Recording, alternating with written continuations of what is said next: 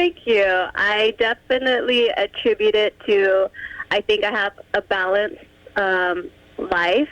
So I have time to be able to spend with my fans, to spend with, everyone who supports me. So I feel lucky to have that time, and I enjoy being able to spend time as much as I can.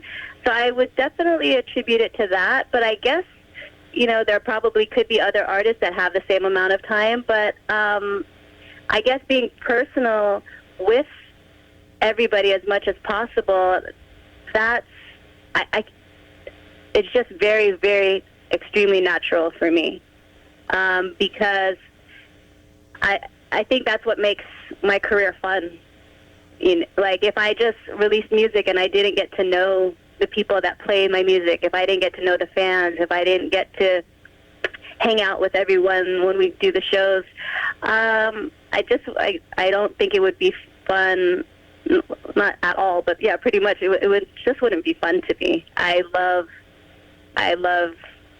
kind of being immersed with everyone that's a part of it, and that's what makes it good for me. Well, that's such a vital component. A few years ago, I hosted an event here in the city, and Judy Torres was part of the lineup. And there was a line for pictures and autographs, and here it is, 3 in the morning, and I'm sticking around because I'm part of the event and I'm just waiting for everything to shut down. I took a photo of Judy, and again, it was 3 in the morning.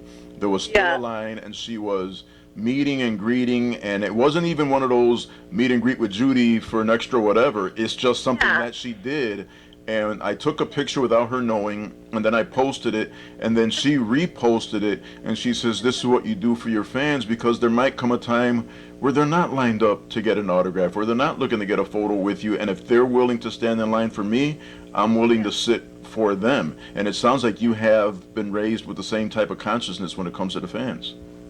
Yeah, I mean, the minute someone's like, I love your music, thank you so much, it's just so, there's just no other thing to feel. There's like no other reaction. I couldn't imagine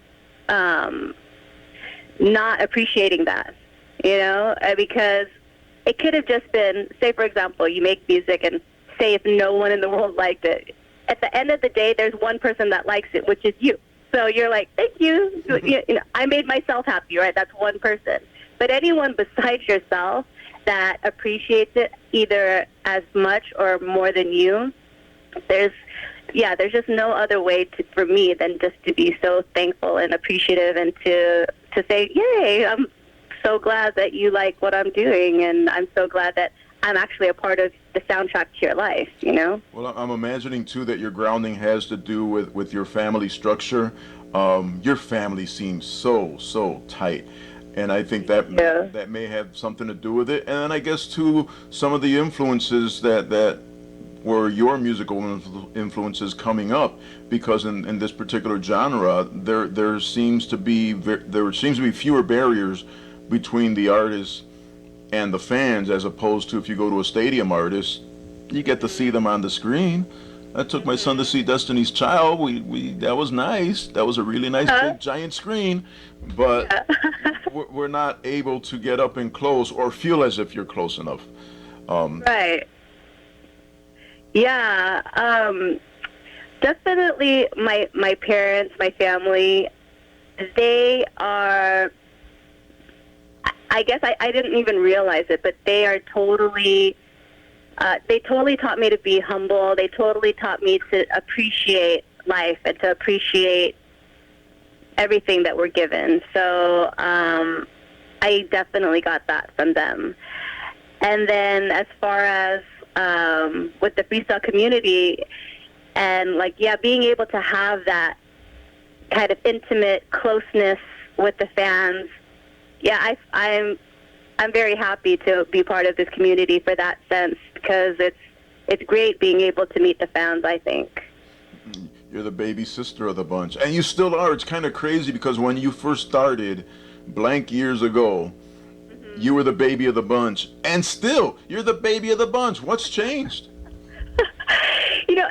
It's very funny that you say that, because I do feel such a baby of the entire community in the sense that when I did come out with my album, my first album, Always Dreamin', I think that that's actually the time when radio in our area, and I'm from the West Coast, I'm from the San Francisco Bay Area, the radio changed because when around the time, say, Jocelyn Enriquez came out, and there was, let's see, like Buffy, another artist like Angelina.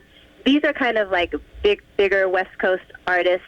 When they came out, and even one of my first singles, which I told you was called Hard to Get, under a name called The S Factor, was under an alias. That was my first single. At that time, local artists were able to kind of get radio exposure. So that's one of the reasons my first single was able to kind of get that kind of opportunity. But by the time my first album came out, which was, I'm trying to think, a couple years later, by that time it was almost predominantly anything that was major. So it's like if you were like Britney Spears or NSYNC or, you know, like nowadays something like a Taylor Swift or Ariana Grande. So a local artist would not get the same exposure that we did a few years ago. So by the time I actually came out, the truth is I was pretty much indie from day one up till now.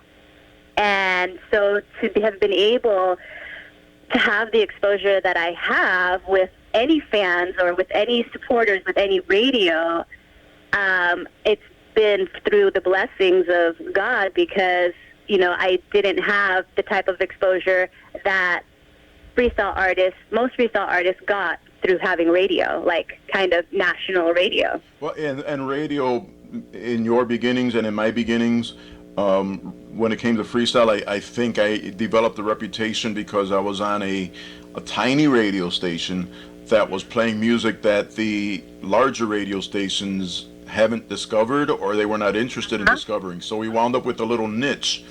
Nice. As an independent radio station, and here we are, you know, talking 30 years later, playing the same style of music, and it's kind of still a niche thing in some cases. You know what? Maybe it's the Bay Area now that I think about it, because when I think about the Bay Area, I have to think about Dwayne "The Rock" Johnson.